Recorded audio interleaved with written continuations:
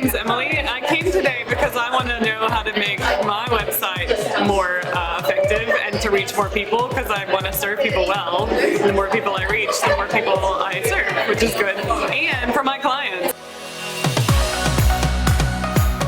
So I'm basically here just to learn more about SEO. I've touched on it a little bit because I do a bit of web design as well.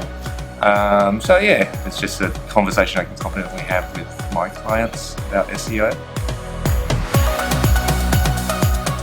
Yeah, it was really exciting, and today Laura went through the SEO from very in-depth, how to structure your site, how to optimize your metadata.